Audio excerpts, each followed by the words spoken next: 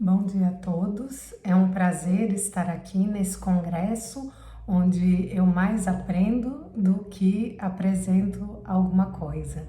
Mas eu vou tentar passar para vocês um pouco da nossa experiência, eu e o Dr. Cláudio de Barros Fernandes Nogueira. Meu nome é Cristina Vicari Nogueira, eu sou médica, cirurgiã plástica há 23 anos e atualmente moro na Espanha. Nós temos atividade profissional no Brasil, em Portugal, na Espanha e na França.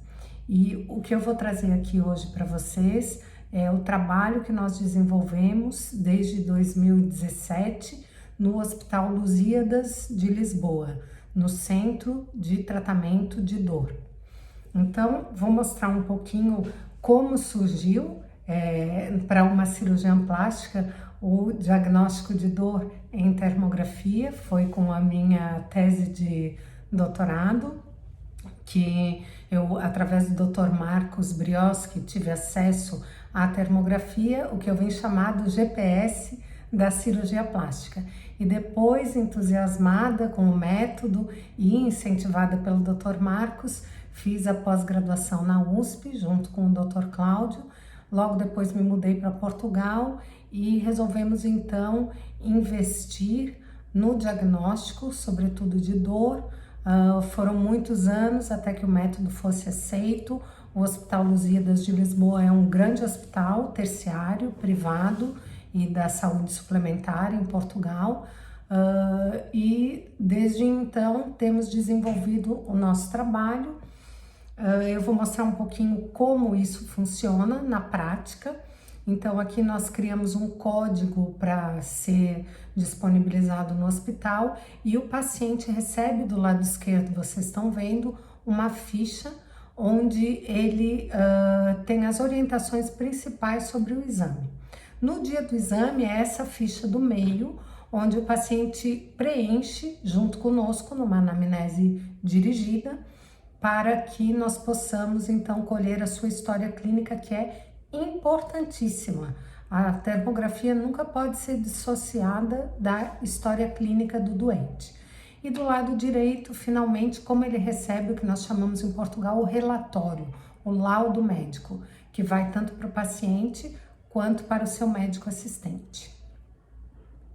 As principais indicações no centro de dor, óbvio, tem a ver com a dor crônica sem diagnóstico, principalmente no que diz respeito à microcirculação, ao sistema nervoso neurovegetativo, inflamação e metabolismo.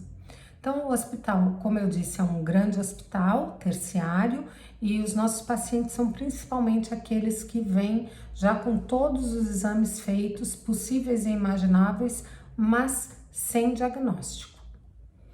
Então, o que nós vamos oferecer para o médico que solicita o exame? Nós vamos ver primeiro se essa dor existe ou não existe. Um dos trabalhos iniciais que nós fizemos lá foi com as seguradoras, tanto da saúde suplementar como de acidente de trabalho e acidente de trânsito.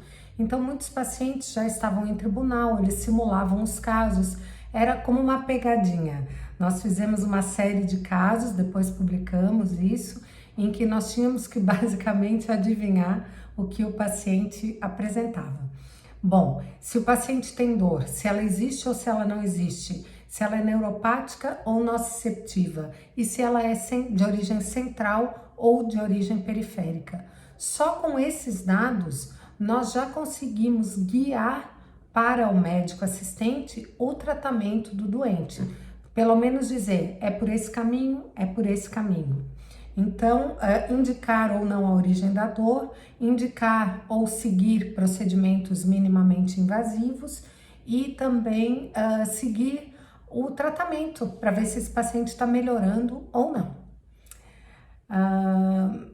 Aqui um exemplo de um tratamento termoguiado com microagulhas, onde nós vamos vendo a evolução dos casos. E vou contar um pouquinho então de tudo que nós encontramos durante esse tempo. Então, de novembro de 2017 até esse momento. São poucos casos, vocês sabem que na Europa a medicina é ainda muito socializada, o que é bom, né? mas nós temos dificuldade em entrar tanto nas seguradoras da saúde suplementar quanto no Sistema Nacional de Saúde. Ainda estamos nessa luta. Então, todos os casos foram feitos particular. É muito difícil fazer isso em Portugal também, porque a maioria das pessoas acude ao sistema público e eles não têm essa cultura de eventualmente pagar por um exame ou por um atendimento médico. Mas enfim, o que nós podemos ver nesses casos avaliados? A maioria dos pacientes foi do sexo feminino, a idade média de 50 anos, o tempo médio entre o primeiro sintoma e a realização do exame foi de aproximadamente 1 ano e meio a 2. O principal motivo foi a dúvida diagnóstica, se a dor é central ou se é periférica. E o que eu acho muito interessante colocar é que nos nossos casos avaliados, a resolutividade do método foi em torno de 96%. Então, mesmo aqueles pacientes que realizavam o exame com alguma dificuldade, ou em alguns casos as seguradoras pagaram o exame dentro do hospital, porque para eles era vantajoso, o paciente já tinha todos os tipos de exames possíveis e imagináveis e ainda estava sem diagnóstico, nós conseguimos dar alguma resolutividade para o tratamento desses pacientes. Então, eu acho isso super importante. E aí eu fiz uma compilação de alguns casos entre o que era mais frequente e alguns em que realmente nós mudamos o percurso da vida daquela pessoa. E que eu acho isso uma coisa fantástica da termografia, na verdade, é o que me apaixona, sempre me apaixonou, é por isso que eu chamo de GPS da cirurgia plástica, porque para nós, cirurgiões plásticos, ver a microcirculação, ver como vai evoluir um retalho, um enxerto, enfim, é um sonho. Então, eu sou uma apaixonada pela termografia, não só na minha especialidade, mas depois eu vim a aprender também para aquelas pessoas que sofrem de dor crônica. E é por isso que uma cirurgiã plástica se meteu no diagnóstico da dor, para tentar de alguma forma poder ajudar a esses pacientes que sofrem tanto. Então, esse primeiro caso é uma paciente feminina de 54 anos que tinha uma dor perianal há cerca de 2 anos. E essa paciente já tinha feito, obviamente, colonoscopia, exame proctológico completo e não encontrava o porquê dessa dor. E aqui nessas imagens nós conseguimos ver, eu coloquei uma seta do lado direito, um ponto super hiper radiante, quer dizer, com uma temperatura aumentada em relação ao outro lado em cerca de 3 graus Celsius, que é extremamente significativo. Acima de 1 grau Celsius, nós consideramos uma diferença térmica entre um lado do corpo e outro significativa. E essa paciente apresentava, então, uma dor de uma contratura muscular referida. Então, claro, é uma coisa super difícil de encontrar, porque uma paciente que tem dor perianal nunca se vai pensar numa contratura como causa dessa dor. E essa paciente depois conseguiu tratar e conseguiu melhorar da sua patologia. Esse segundo caso, eu vou passando os casos, que é para despertar a curiosidade. Eu gostaria que fizessem perguntas, é normal surgir um monte de dúvidas, não entender as imagens, e até para nós médicos eu acho que é mais difícil que para o paciente. Eu sempre digo, o paciente olha a imagem e ele vê a dor dele, e nós não entendemos muito bem o que isso tudo está fazendo aqui. Os nossos pacientes são sempre examinados a corpo inteiro, ou seja, são colhidas várias imagens, feitas filmagens, tem um padrão mínimo de imagens a ser feitas e depois existem as imagens específicas dependendo da patologia do paciente. Esse caso clínico número 2 era uma senhora de 48 anos que se queixava de dor generalizada e que apresentava, eu coloquei essas 3 imagens aqui, o que nós chamamos em termografia os sinais clássicos da síndrome fibromialgica. Então, o que são esses sinais? Nessa primeira foto se vê ao redor dos olhos toda a região muito vermelha, ou seja, hiperradiação na região periocular, que para nós traduzindo significa, claro que tem que ser associado com a clínica, mas significa um sono não restaurador, que nós chamamos do sinal do olho da coruja. Depois, na segunda imagem, nós vemos uma hiporradiação, mais frio, que até um certo ponto é normal, mas nós medimos isso nas extremidades. E na terceira imagem, nós vemos a região dorsal, as costas totalmente vermelhas, que é o que nós chamamos o sinal do manto, que é praticamente quase patognomônico da síndrome fibromialgica em termografia. Então, esse é um quadro que nós vemos muito na prática clínica diária. E às vezes o paciente vem, não era o caso dessa senhora que veio por dor generalizada, mas às vezes o paciente vem com uma dor específica, mas ela é desproporcional. Na história a gente consegue ver que aquela dor é desproporcional. Então, são pacientes, o quadro clínico, claro, é importantíssimo, o exame clínico, a termografia sozinha não dá o diagnóstico, mas é um dado a mais para auxiliar o diagnóstico da síndrome fibromialgica, que é extremamente frequente nesses pacientes com dor crônica. Esse caso clínico número 3 era uma paciente que, esse caso estava até em tribunal, era uma conhecida e que depois, como me conhecia, foi no hospital fazer esse exame também, porque ela trabalhava numa peixaria e ela teve uma lesão cortante no punho esquerdo, que tinha mais ou menos 3 anos de evolução. E a eletroneuromiografia dela dava um padrão de síndrome do túnel do carpo e mais à direita. Só que essa paciente, depois de um tempo no trabalho dela, ela se sentia insegura em segurar aquelas facas de peixe enorme, ter que fazer tudo rápido. Ela se sentia insegura em segurar a faca e, dependendo da situação, ela deixava as coisas caírem da mão. Então, ela estava muito preocupada porque ela seguia no mesmo trabalho, mas ela não se sentia capaz.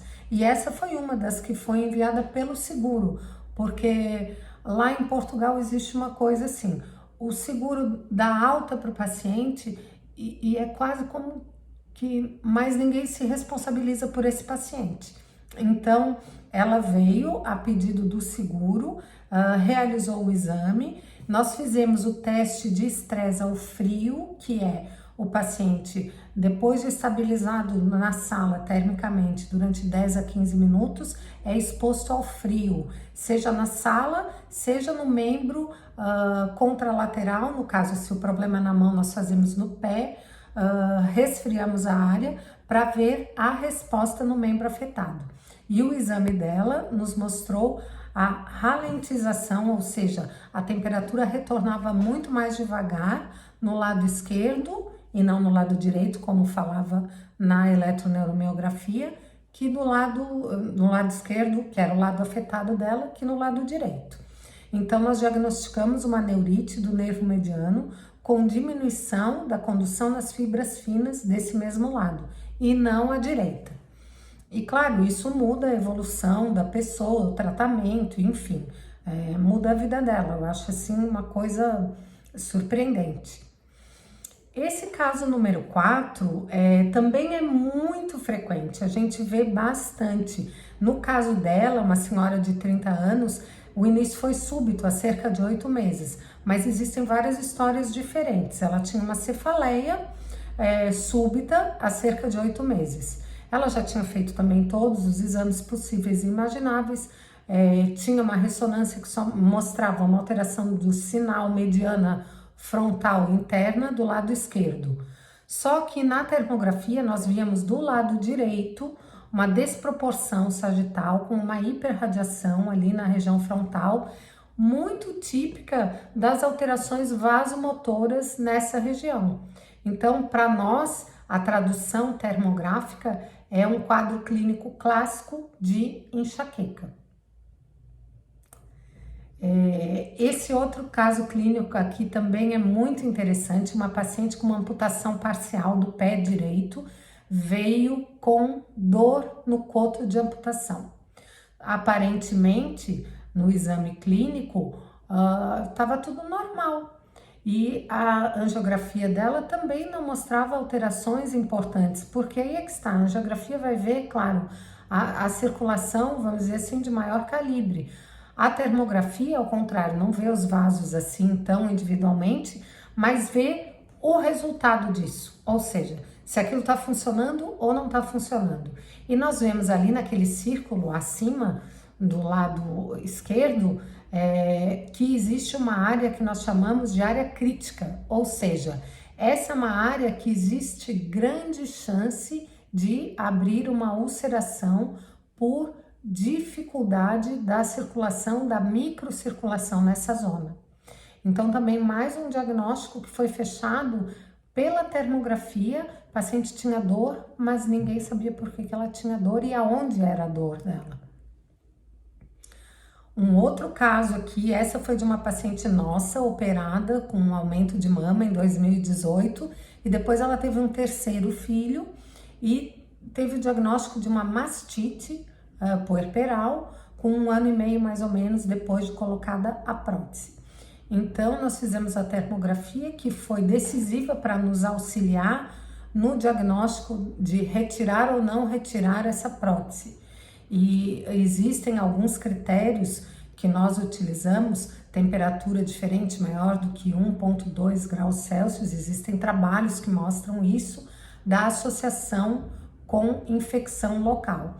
E realmente nós reoperamos essa paciente, tiramos a prótese, havia grande quantidade de secreção purulenta periprotética, deixamos sem prótese uns 4 ou 5 meses, depois com a termografia reavaliamos, já estava solucionada a infecção e reoperamos, colocamos uma nova prótese, está tudo bem até hoje. Então, mais um caso em que a termografia nos auxiliou tanto no diagnóstico como para propor com mais certeza um tratamento para essa paciente, porque imagina o que é uma puérpera com 3 filhos pequenos, tirar a prótese, reoperar, ficar um lado sem prótese. Nós temos um dado objetivo para mostrar para essa pessoa e ela vê isso. Então, é mais um auxílio da termografia.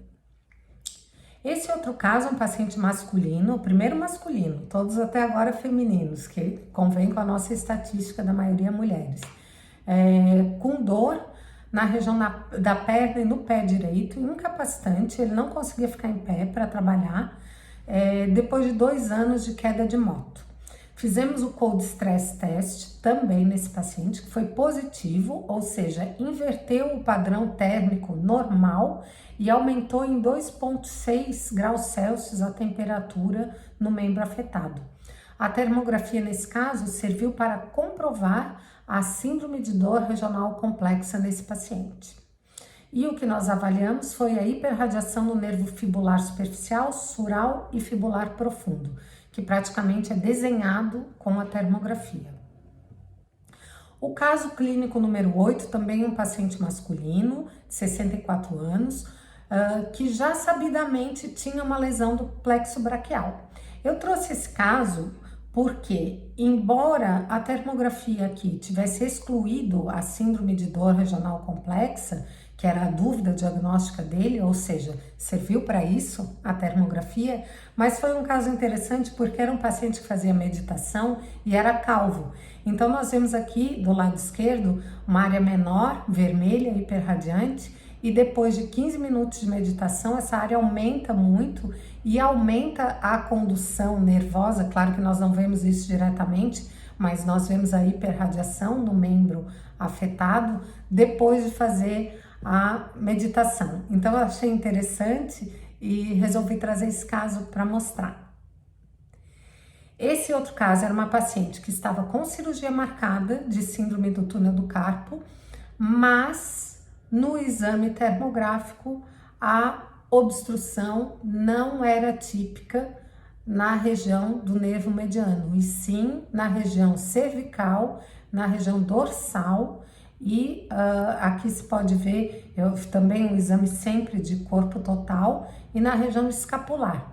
Então, essa paciente segurou a cirurgia, não foi operada e está tentando medidas dietéticas e etc. para ver se melhora essa compressão a outro nível. E finalmente, o último caso, que não tem a ver com dor, mas é para mostrar como pode ser útil a termografia, uma reconstrução de mama com um retalho microcirúrgico de EP, em que também foi no Hospital Lusíadas. Nós vemos aqui na primeira imagem tudo vermelho, imediatamente depois que se fez a anastomose do retalho de TRAM para colocar na mama, e depois quando houve uma torção do pedículo que o Doppler intraoperatório não havia detectado ainda. E o cirurgião já havia saído da sala, eles estavam fechando e eu e o anestesista vimos isso. Quando ele voltou, mais ou menos meia hora depois, foi que o Doppler baixou o sinal. E ele teve que reabrir a paciente, tinha havido uma torção de pedículo e no início da cirurgia, que ninguém dava bola para a termografia, porque eu fiquei ali o tempo inteiro, ninguém entendia por que eu estava fazendo aquilo. No final da cirurgia, estava todo mundo o tempo inteiro perguntando como estava o retalho. Então, a termografia consegue, sim, diagnosticar a diminuição da perfusão, da microcirculação, inclusive antes do Doppler. Tem bibliografia sobre isso, mas aqui é um caso nosso, então também achei bem interessante trazer. E aqui a evolução desse caso no primeiro dia e no segundo dia de pós-operatório. Eu deixo agora aberto a perguntas, estou à disposição tanto por WhatsApp quanto por e-mail, posteriormente, para quem não conseguir fazer nesse momento, e foi um prazer estar aqui com vocês. Muito obrigada!